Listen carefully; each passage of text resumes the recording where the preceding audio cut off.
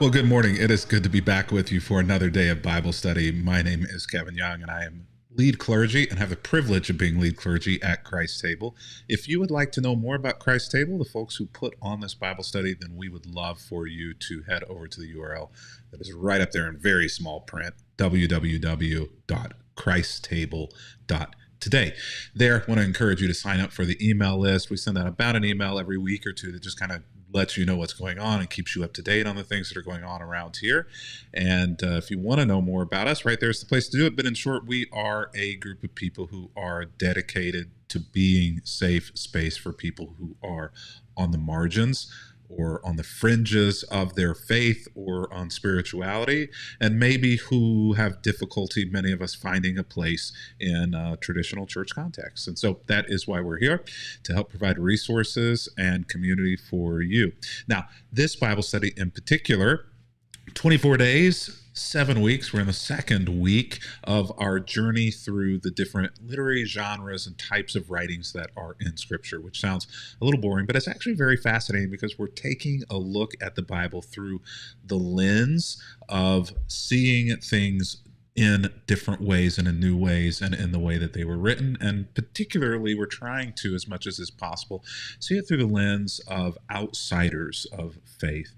So if you would like to find out more about this study in particular, that URL right there in front of me at the bottom of the screen is where you need to go. go.christstable.today/thebook.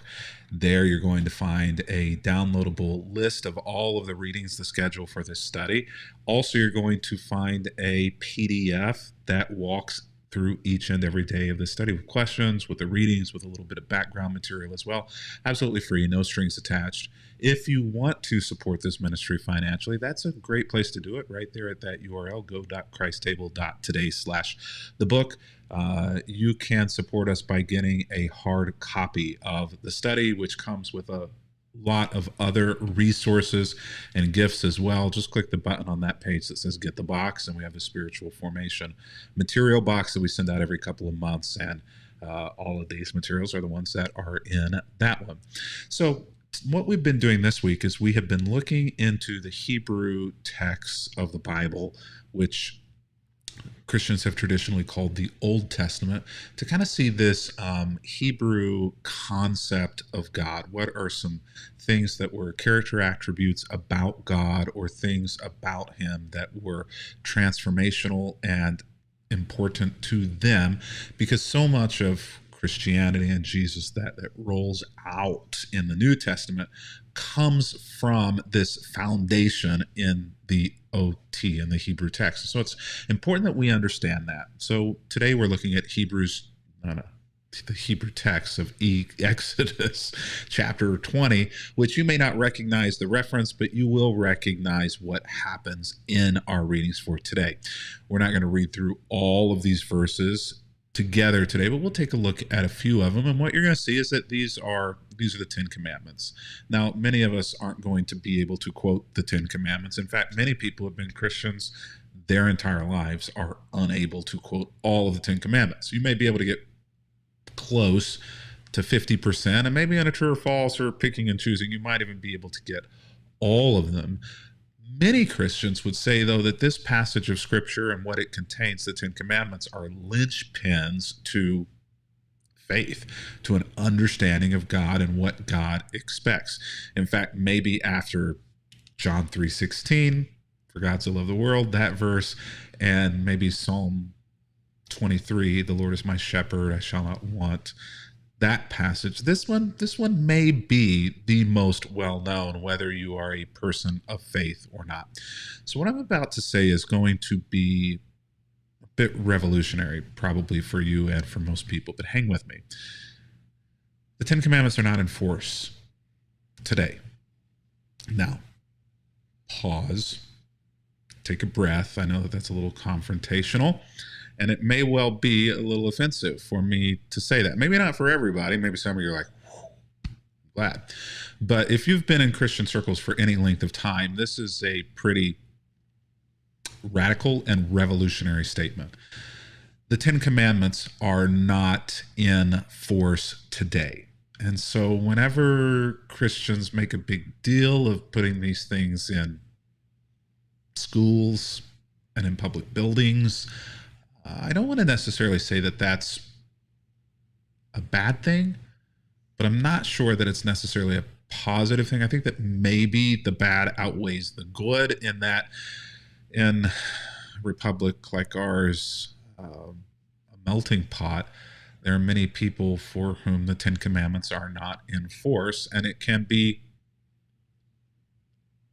counterproductive and awkward for them to be in places where they should not be confronted with religion in that way. For Christians, what if somebody were to put statements from Islam, from Muhammad, in a courtroom and fight for that? How would Christians feel about that?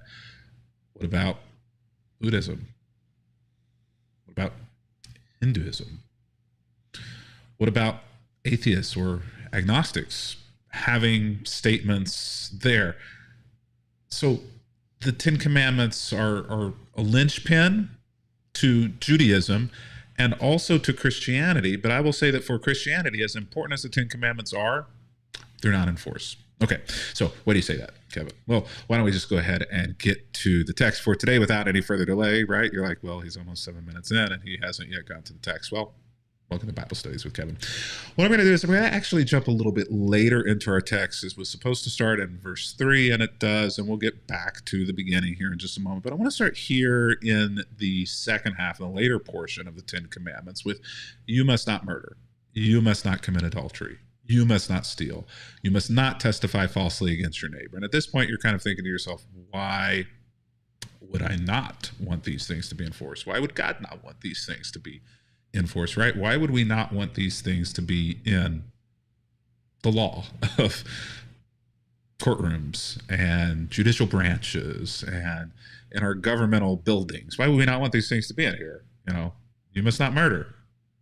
Everybody should be okay with that, right? You must not commit adultery. They must be okay with it. You must not, like, all of our laws are based on these things, right? They should still be in force, even if they're not in force. That's only for the Ten Commandments, right? The one right before that, we started at verse 12 or verse 13. Verse 12, honor your father and your mother. And you're like, that one definitely should be in schools, right? Then you will live a long life, or then you will live a long, full life in the land that the Lord your God is giving you. Now, I gotta say that growing up, this verse was used oftentimes to keep me in line and to keep other little Baptist school and church kids in line, with mom and with dad, and even with the church, right? And with the school, because there was like delegated authority from mom and dad. So honor your father and mother, and then you will live a long life. And usually they would just kind of stop there, because the thought was, well, you're going to die early if you don't follow the commands and the rules of your mother and your father, which they were kind of cutting off the rest of the verse, right? Again, so many Christians talk about the Ten Commandments, but don't even really know them. They just think they know about them. And that's what this verse does not at all say. Honor your father and mother, then you will live a long, full life in the land that the Lord your God is giving you. And so it's not talking at all about how long you are going to live. It's talking about how long you're going to live in a certain place. You'll still live a long, full life, maybe, but it just isn't going to be in a certain place, in the land. The land, not a land, not any land, but the land that the Lord your God is giving you. So it's not been given. But I live here in the United States of America. This land is your land. This land is my land. This land is our land. But Mama and Papa paid for the land that I'm living on, and they either own it outright or the bank owns it. But either way, it's ours. It just doesn't make any sense, right? To see it in the frame of reference for us. So then you live a long life full in the land that the Lord your God is giving you. It's not yet been given, because what? This is not talking about the United States or anything close to the United States. It's talking about the promised land. The land that they were on their way to from Egypt, right out of Egypt, across the desert of the Sinai Peninsula. This is the land that is in view that they're talking about. When they get there, God's saying, okay, if you honor your father and your mother, then you're going to be able to stay in that land. If not, there are going to be repercussions to that, and we will get into that later. But it is the land, a specific land that God is going to give you that you don't have yet. This has nothing to do with you or I. It has everything to do with the ancient Israelites. This alone should be indication enough that the Ten Commandments are not still in force. Because you're going to say, well, okay, well, that one is an implication that we should still follow. Well, at that point, you're watering it down. You're not taking it literally. I'm going to, come on. And the truth of the matter is there is nothing necessarily extra special about these in relation to the rest of the laws that Moses gives in the chapter, that God gives to Moses in the chapters after this chapter right here. And none of the law is still in force. Now, I'm not saying that you should go out and murder and that God thinks that you should and it's okay. Come on, don't read into that. And there are many things in the New Testament. Jesus himself says, don't murder, don't, there are other places, and let's just be honest. If you really need the Ten Commandments to keep you from murdering and stealing and having adultery with your neighbor's wife or husband, come on. You don't need the Ten Commandments to be in force in order to know to not be a miserable human being, okay? None of these that are in the Ten Commandments are revolutionary statements that right and wrong that infringes on other. Come on. Okay, so honor your father and your mother. This one blows apart the idea that this is intended to be forever in force for all people for all time, period, forever and ever. Amen. Randy Travis, start the song singing up. So now that we've got that out of the way, we can back up here to the beginning, to number one. You must not have any other God before me, which for those of us who are looking at this from an outside perspective, a non-religious perspective, the way this is written and the way this is said actually implies that there are other gods. Now, it's not a slam dunk case whenever you get into the Hebrew text here, but there is kind of in the way this is written and the way that this is framed, the possibility, an open door, other gods. It doesn't say you must not follow any of those other gods who don't exist. It just says you must not have any other God but me. I'm your guy. Everybody around you follows other gods and other things, but I'm the one. Put a ring on it. I'm yours. That's it. You also must not make for yourself an idol of any kind or an image of anything in the heavens or the earth or in the sea. You must not bow down to them or worship them, for I, the Lord your God, am a jealous God who will not tolerate your affection for any other gods. And so God kind of doubles down and says, not only must you not have any other God before me, number two, I'm actually kind of really serious about this. And anything that may become a god in any sense to you, something that you worship, or something that, said a little bit more plainly, that you give yourself to, becomes a god to you or an idol to you. And I don't want you giving yourself fully to other things. I want you to give yourself to me because I'm, and now we're at the point where we're kind of seeing into the heart and the character of the God whom Moses here is interacting with. I am a jealous God. I'm a God who's not going to tolerate your affection for other gods, for other things, for other priorities in your life that should be mine. I'm going to retain those things. And so we come now to the end of this Bible study, and the questions and the content in the PDF or in the book are going to give you some other things to think about and to talk about and to wrestle with in this text. And you may also come up with your own as you read through these verses in Exodus chapter 20. But the heart of the matter that I want to kind of point out before we go is this key to Israel's relationship with God at this point, especially in their history, and that is obedience. And the implication here is that obedience for these people in this time period is going to be difficult but important. And as we see time roll through in Exodus and forward, that is exactly what we see, is that obedience ends up being very difficult for them, but also being very important for them.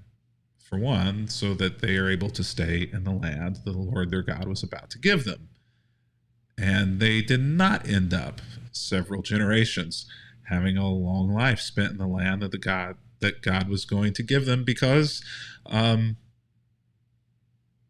they didn't honor the things that God had asked them to do. They didn't honor their father and their mother, and God ties all of these things together. And so obedience becomes very important to God.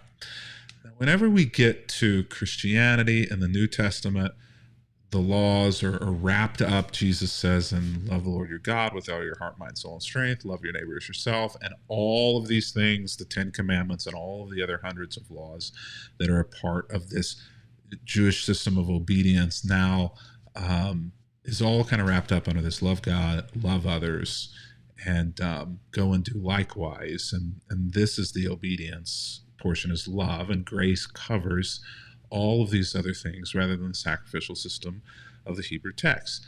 But at the end of the day, what we see here is a God who requests obedience to what is asked to do. And it's a pretty big list here. It's a difficult list when you get to the nuts and bolts of it, but on the surface, these 10 commandments are not necessarily that hard to fulfill. In fact, they're fairly simple, to be honest, if I can say. Even the first two, at the end of the day, are relatively okay. It can be done, and they're written in a way that is very positive and hopeful and kind of encouraging that you can do this. And I think that is the stance that God seems to be taking with them, and maybe the stance that we should be taking with God as well when it comes to obedience, because obedience can feel a bit like an abrasive word to humans, and maybe we have maybe we misunderstood obedience, and that we've not seen obedience necessarily as being something that provides and gives something to us. We've seen obedience as being something that provides and gives something to somebody else. Okay, I'll obey my mom and dad because it makes them happy. Maybe it's I'll obey my mom and dad because actually the things that they've asked me to do, if they love me and are smart people, are really going to make my life so much better, just to kind of know where the boundaries are and where the good fruit is and where the bad is, so I can avoid it.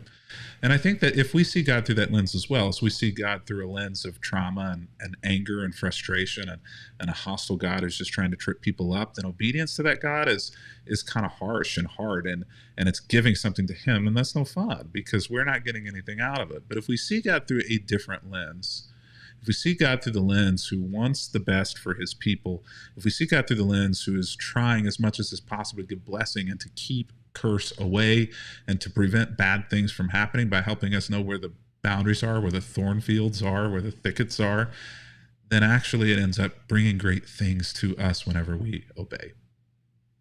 Well, it's been good to be with you today. Looking forward to being back with you tomorrow as we continue on through the study of the book. But until that time, and when it comes,